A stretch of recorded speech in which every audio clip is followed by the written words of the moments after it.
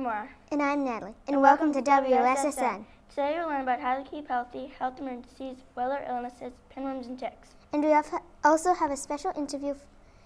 On already Grady with some facts on how to keep healthy. Thank you, Maura. Have you ever wondered how to keep in shape when your sports season's finished? Well, I will tell you how to eat healthy and exercise in order to keep your body ready for the next season. If you are thinking of eating healthy, you should know the benefits. There are vitamins in fruits and veggies that help you. In carrots, there is vitamin A, which helps eyesight. There is also vitamin C in oranges, which helps your body heal from a cut. In dairy products such as milk, there is vitamin D, which helps strengthen your bones. In whole grains, you will find vitamin B, which helps your body make energy. All of these vitamins will help you in sports that you enjoy. According to a survey on kidshealth.org, 5% of the boys and girls say that they never eat healthy. Can you believe that? You should always eat healthy. You should also have one snack a day. A good snack is an apple or yogurt. To skip a meal is bad because your body needs the energy for the day. Now I've told you about eating healthy, I'll tell you how to play healthy. You should limit screen time to about 2 hours a day. To exercise, you have plenty of things to do. In the winter, when people are bored inside, you can go outside and sled or build a snowman. And you could also have a snowball fight, which all would break a sweat. In the summer, you should have fun by playing tag or bike riding. I hope you learned something cool today. Back to you, Maura. Wow, I didn't know the vitamin C kill cuts. Let's ride on an ambulance on over to Maura with some interesting facts and emergencies. Thank you, Natalie. Today I'm going to teach you about a few serious emergencies. When there is a medical emergency, you should make sure the person is okay by asking them questions. If the person is hurt and not responding to you, then you should quickly find a parent, teacher, or an adult. The first emergency that I'm going to teach you about is breaking a bone. When someone has broken a bone, they have to put too much pressure on their bone and the bone has snapped or fractured. The break that isn't serious is called a hairline fracture. The break that is more serious looks like a broken tree branch. If you suspect that someone has broken a bone, then you should keep them in place while you wait for help. Now I'm going to tell you about another medical emergency, choking. To understand choking, first think about the hundreds of things that go on the back of your throat every day.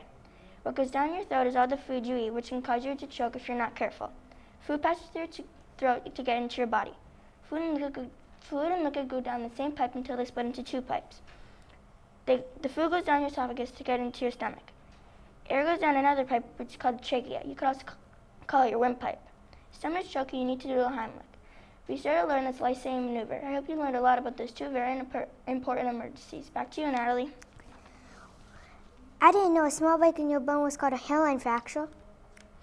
Up next, we have Evan with a special interview on the circulatory system. Thank you, Natalie. Did you know that the heart has 4 chambers? The chambers that hold the blood. The ventricles are the chambers that get the blood going through the veins so that it can travel all your body. The valves are the gates that separate each chamber, so each chamber gets a new load of blood after the ventricles send the blood out of the heart. After the blood has circulated through the body, it runs out of oxygen and has waste products. The blood now goes to the kidneys to get rid of the waste products. The heart is like a pump for your blood. Great, now let's take a quiz and see how much you remember. So school teacher, Mr. Owen, is going to help us with this. Question 1. How many chambers does the heart have? A, 6, B, 5, C, 4, or D, 3? 4. Great job. Question 2. The beating sound your heart makes comes from A, blood going in the wrong direction, B, valves closing, C, your heart skipping beats, D, your ears playing a trick on you. Your valves closing. Good. Question 3. What organ removes waste from the blood? A, heart, B, lungs, C, eye, D, kidneys. Kidneys. Awesome sauce. Thank you, Mr. Owen. Back to you, Maura. Hey, I didn't know what ventricles did until Evan read a script. Let's jump on over to Natalie, some cool facts on weather illnesses. Thank you, Maura. Did you know that weather can control your health? Well, believe it or not, it can. Your body is almost like a machine that can tell when a storm is coming. By telling your body a storm is coming, you may get aching joints. During rapid or frequent weather changes, you may get heart attacks, bleeding ulcers, or migraines, or headaches. In the spring, you may be allergic to flowers, pollen, trees, or grasses. Symptoms may be sneezing, stuffiness, or even difficulty breathing. In the summer, or in very intense heat, you may get a sunburn, which is burnt skin that can be soothed with allergel. In the winter, you have a chance of getting frostbite, wind chill, or even a cold. Frostbite is more severe than the other two. Frostbite is a big concern because it is damage to the skin and underlying tissues from extreme cold. The temperature has to be 0 degrees in order to get frostbite.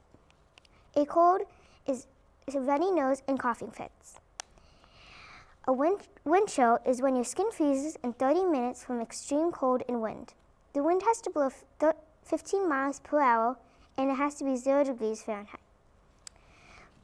Listen to your body next time because it might be telling you something. Back to you, Maura. It's pretty cool that you can get wind chill at 15 per hour winds. What? Huh? We are breaking news? We have breaking news. There has been an outbreak of parasites. Wait, what's a parasite? I don't know, but let's go on over to Danny and find out. Thank you, Natalie. Today I'll be talking about two parasites, pinworms and ticks. These are not only annoying but also dangerous. Pinworms are microscopic worms that you can get by touching something contaminated, such as utensils, pencils, beds, desks, and any other thing you touch. Putting your contaminated hands in your eyes, mouth, nose, and then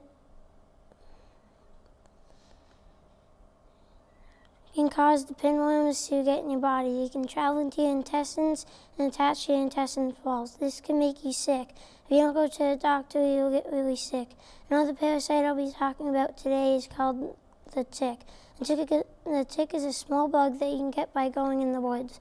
They attach to your skin and they're hard to get off. These attach to your skin and it feeds on your blood. It will give you a disease called Lyme disease. This disease will cause your limbs to ache and can make you tired. I hope you enjoyed my report about these two annoying and also dangerous parasites. Back to you, Maura. I didn't know that pinworms attach to your intestine walls. I hope you learned a lot of keeping healthy, weather illnesses, health emergencies, pinworms and ticks, as well as Evan's interview with Mr. Jerome on the circulatory system. That's all for today on WSSN.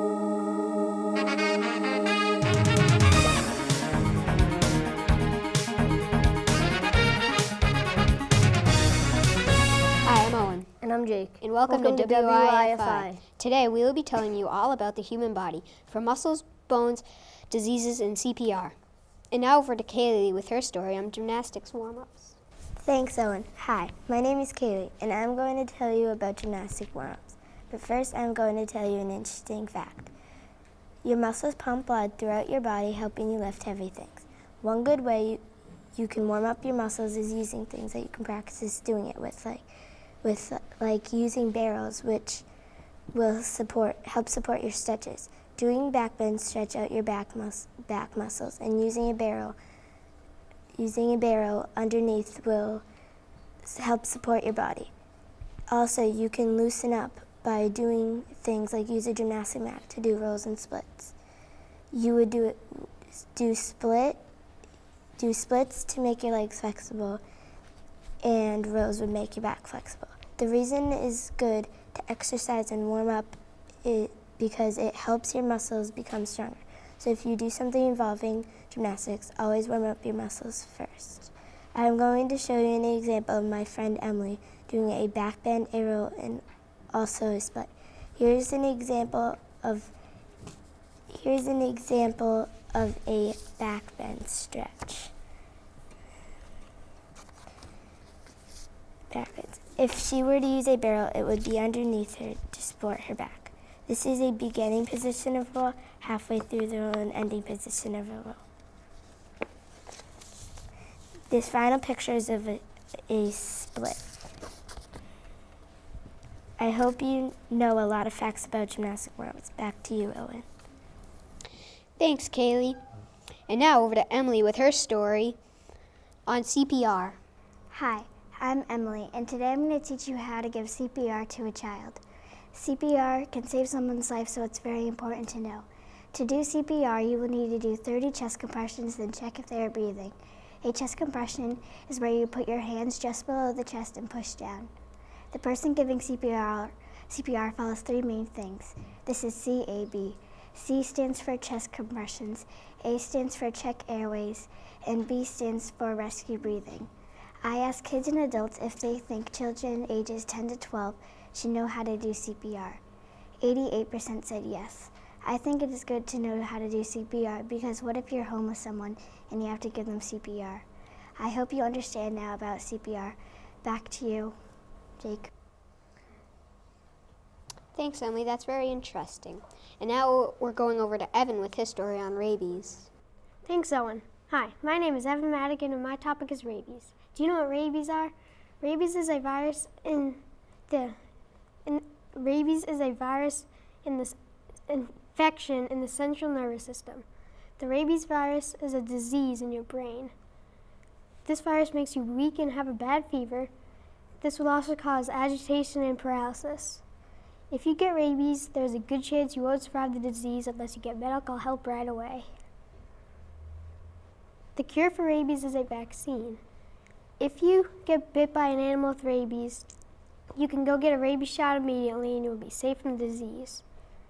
Animals that usually have rabies are bats, cats, fox, skunks, and raccoons. In Africa and Southeast Asia, stray dogs mostly have rabies. And rabies is transmitted by a bite. I hope you've learned a lot about rabies and how to prevent this deadly disease. Now back to you, Jake. Thanks, Evan. Now over to Kyle with his story on the brain. Thanks, Jake. Hi, my name is Kyle, and I'm here to tell you about an important section of the brain. The part I'll tell you about is called the cerebrum. I think it's the most important because you get language, spelling, imagination, thought, decision-making, speech, and motions from this part of the brain. The cerebrum is located at the front of the brain, attached all the way to the back, and takes up 2/3 of brain mass. The other third of brain mass is covered in a cerebral cortex, a thin gray tissue. The brain is also called the telencephalon, and the telencephalon is divided into 4 lobes or hemispheres. And the brain is connected by the corpus callosum, a bundle of nerve fibers. And the best part is it's the most mature. So that means your whole body has to grow up, but your cerebrum is completely done. An example would be you still might have teeth loose and grow into adult teeth, but the cerebrum is completely done. And look at the time, so am I. Back to you, Jake. Oh. Thanks, Kyle. Wow, that's cool. I never knew that. And now I'll tell you all about soccer injuries and how to prevent them. Do you play soccer? Well, I do. And I've always wondered what injuries you could get and how to treat them. Soccer can give you very bad injuries like sprains, strains, concussions, fractures, and knee injuries. And now I'll interview Dana Breeden, who's a physical therapist at Apple Tree Therapy, and he will tell us about the injuries soccer can cause you and how to prevent them. What does soccer do for your muscles? Well, soccer's a great sport for your muscles. All the running is really good for building your endurance, and the jumping, kicking, and changing directions are all really good for building strength.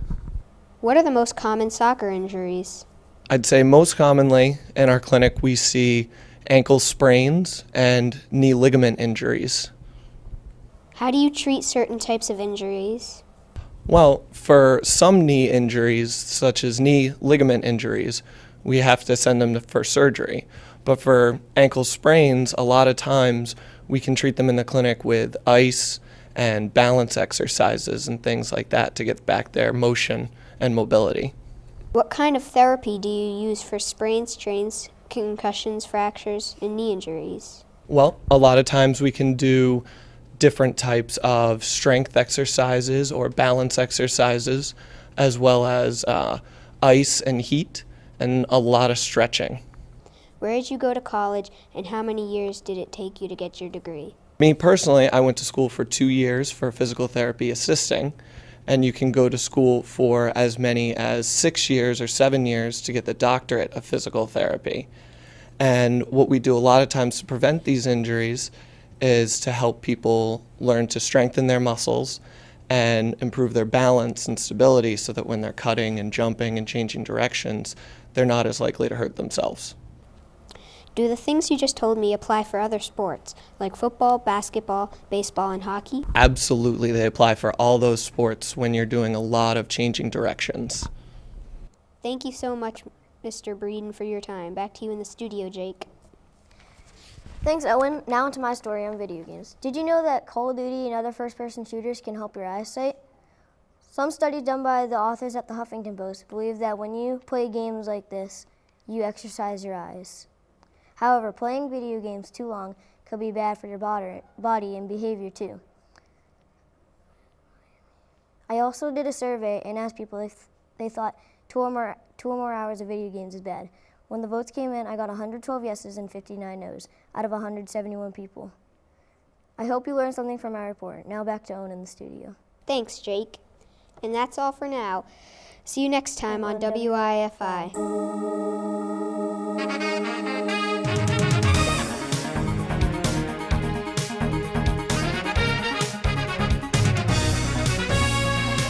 Welcome to WCI. I'm Adam. And I'm Evian. And today we're going to talk about sports, technology, chain injuries. Healthy living, digestive system, and heart diseases.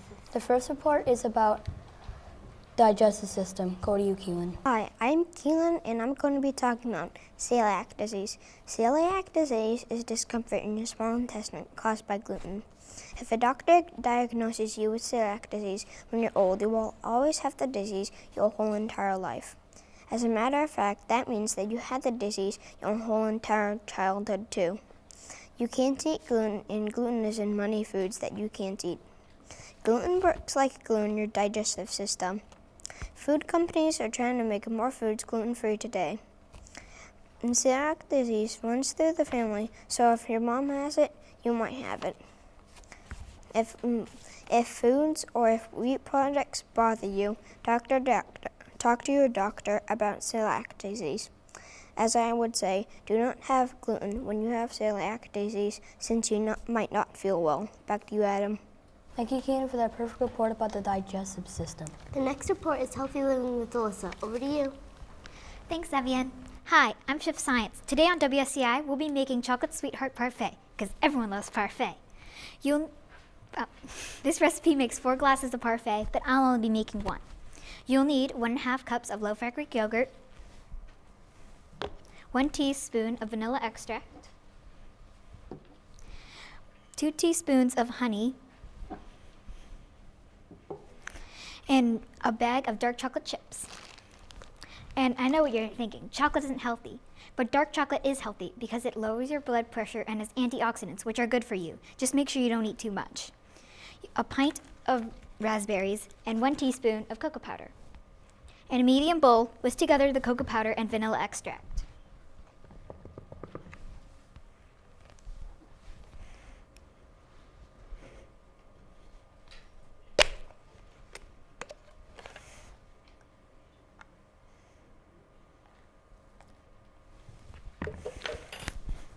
Next, add the honey and the yogurt and stir until all the ingredients are mixed together.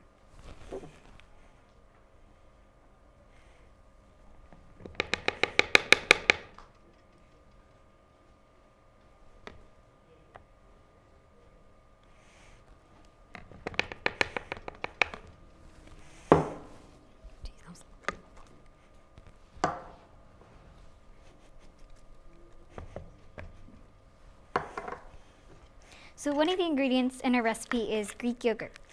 It is much healthier than regular yogurt because it has 40% less sugar, 38% less sodium, and twice the amount of protein.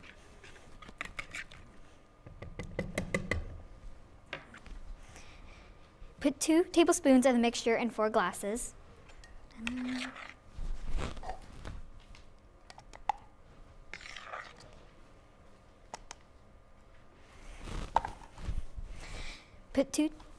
Next, add 1 spoonful of raspberries and repeat until all the raspberries are used up.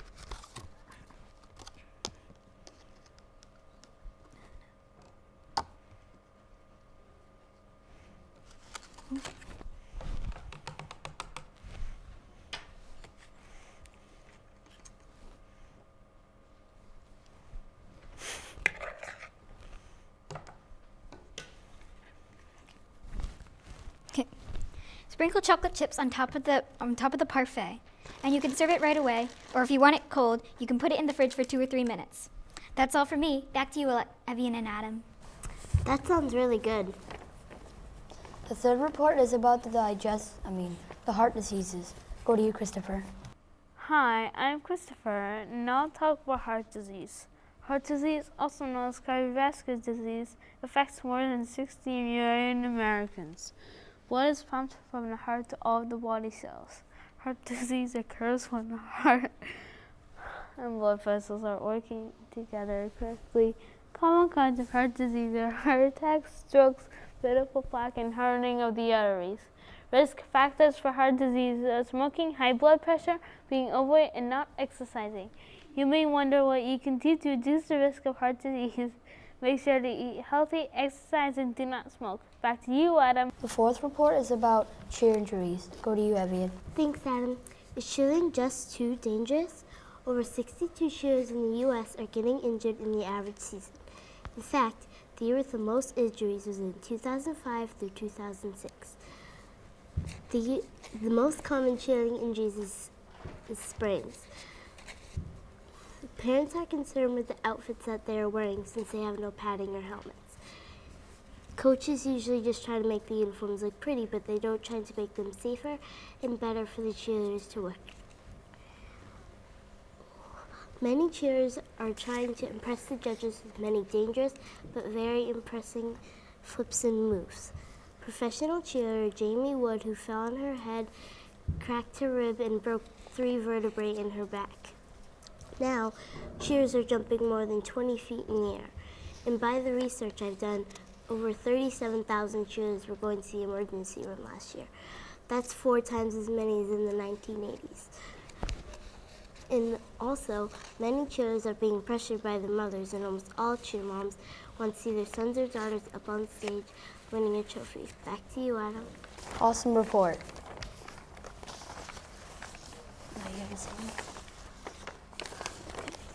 The next report is by Adam talking about sports. Over to you. Thanks, Evian. I want to talk to you today about concussions in football. Have you ever wondered why football is so dangerous? Football is so dangerous because it can cause concussions. How do concussions happen? How would you like to get hit on the head by someone or something traveling 30 miles per hour? In football, players tackle other players that can bump someone's head. Well, that's how you get a concussion. Concussions are when there's a blow to the head and the brain hits the skull bone. Concussions can be a very painful headache, or you can be nauseous and dizzy. If these symptoms happen, you must go to a doctor if you think you have a concussion from any kind of sport. They mostly appear in football because you are getting hit by another player. The number of football players who got a concussion was 358 football players, according to the National Center for Catastrophic Sports Injury Research. My advice to football players is try to avoid getting hit in the head. Thanks for listening. Back to you, Evian. I hope all football players stay safe. Let's go over to Alexis talking about technology. Have you ever wondered if children should have cell phones? I have. A lot of kids have cell phones, but should they? From my research, I found out that most children get their cell phones at ages 11 to 12, which was what I found out in my own experiences too. But some kids get cell phones at a younger age just for emergencies. I found out that an average human spends about 144 minutes, which is 2 hours and 20 minutes on their cell phones a day.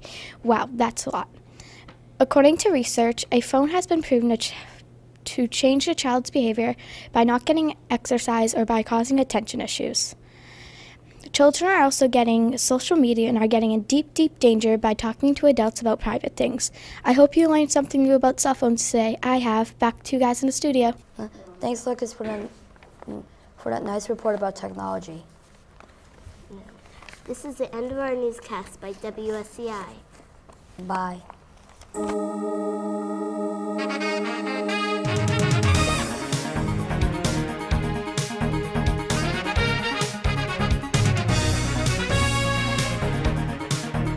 Hello, I'm Summer, and this is Ella, and we are here from WJEO. In our newscast, you'll learn about the respiratory system, the nervous system, and many other interesting things. The first report will be from Owen about sports safety. I hope you don't crash into anything on the way. Hi, my name is Owen Riley, and I'll talk to you about ice hockey safety today. Some things to help you be safe is to wear protective gear, watch out for others, do not play when you are injured, be sure to wear the right size helmet, and take a light jog to warm up. One of the most dangerous injuries is a concussion. You may have heard of football players and boxers who have medical problems because of repeated concussions. Concussions happen when you hit your head with a lot of force. The brain doesn't work well when it's suddenly moved or jarred in this way. If you have a concussion, you will feel confused. You need a lot of rest and stay off the ice. Every year, more than 400,000 kids are sent to the emergency department for serious brain injuries. The person who has the concussion will need to go to the hospital right away. Sometimes the doctors would ask questions like, "What is your name? Where are you? What day of the week is it?" Or even, "Who is the current president of the United States?" They ask these questions to check for your ability to concentrate. Your brain is made out of a soft tissue and cushioned by blood, so don't try and get hurt or get a concussion. Don't just collide to each other. Yell, "I got," to prevent concussion. Just be safe in the sport you are playing. Back to you, Summer. Wow, now I know that you should always be careful when it comes to sports. Thanks, Owen. Yeah, now we're jumping on over to Emma with her report about being cautious with smoking. Hi, I'm here today to talk to you about smoking. Smoking is a horrible thing that some kids and adults can do that can damage their bodies. Yes, I said kids too. About 3,900 kids 12 to 17 years old smoke in the U.S. in a day. It's a good thing that most middle and high school students don't smoke. Only a small group smoke. By now I bet you're wondering, why do some kids start smoking in the first place? Curiosity is one of the reasons that kids smoke. Others like the idea of doing something that their parents don't want them to do. Some kids smoke because they want to act like adults. It's a good thing that people have been smoking less over the years. It's too bad that people can't think about their future and not smoke in the first place. People who continue to smoke can suffer from heart disease and lung cancer. I hope after this report you choose not to smoke in the future. Back to you, Ella. That's really interesting, Emma. This apple is really delicious. Andrew can tell you more about nutrition and digestion. My name is Andrew. Did you know you produce 1 liter of saliva per each day? We eat about 500 kilograms of food per year. Your body has vitamins so it can work well. So your body can work better. Did you know a part of the throat carries down food? It's called the pharynx. And the mouth is part of the digestive system. It takes 7 seconds for the food to get to your stomach. The acid plays a big part because it breaks down food so it's easier to digest. It takes 12 to 24 hours to completely digest food. Did you know it's good eating is good for your digestive system? Say if you go out for a run, you can run faster if you eat well, so make sure you eat foods with different vitamins and minerals to keep your digestive system healthy. Not to you, Ella. Really? I want to know more. Me too. You should really always eat healthy. And learn about digestion. Next is CJ with his report on the nervous system. Thank you, Summer. Hi. The nervous system is made up of your brain, spinal cord, and your nerves. Did you know that the signals in your nerves travel about 200 miles an hour? That's as fast as a race car. Without your nerves, you cannot yell or kick a ball. If you've ever been cut, you know how it feels. It hurts. Well, do you know what pain is caused by? It's when your skin gets cut and your nerves send a signal to your brain saying it hurts. When you get cut with a knife, you know it hurts because it's like an alarm. Well, I mean, it's your body's alarm. Did you know that there are many parts of the body, so the spinal cord acts as the highway for your nerves to travel from the brain and back again? Well, that's all I have for you. Now let's go back to Ella. That blew my breath away. I got really nervous. Me too. Finally, our last report on how to keep yourself healthy and how to build strong muscles. Hello, Ella and Summer here, and we're going to teach you how to keep your heart healthy by exercising. We're going to teach you some basic exercises to help build your endurance. The first exercise is a push-up. When you do a push-up, you're working your triceps, a muscle in between your elbow and shoulder. This is a simple exercise that you can do almost anywhere. Here's how to do a proper push-up. Number 1, get down on the ground and set your hands in a distance that is about shoulder length apart. Number 2, your feet should be in a position that is comfortable for you. And number 3, make sure your back is in one straight line, then bend your arms and push up. I hope you learned how to do a proper push-up. The next exercise we will do is a sit-up. When you do a sit-up, you're working your abdomen and your core, which is about in the center of your stomach. How to do a proper sit-up is to lie on your back, bend your knees to an angle, and keep your arms flat on the floor. Also keep your hands flat on the floor too. Then start to crunch up and repeat this. I hope you learned how to do a proper sit-up. If you want to stay healthy by exercising, you can try soccer, dance, gymnastics, football, swimming, running, lacrosse, hockey, or karate. I hope you learned how to exercise. Back to the studio. Well, that's all for today. Only on WJEO.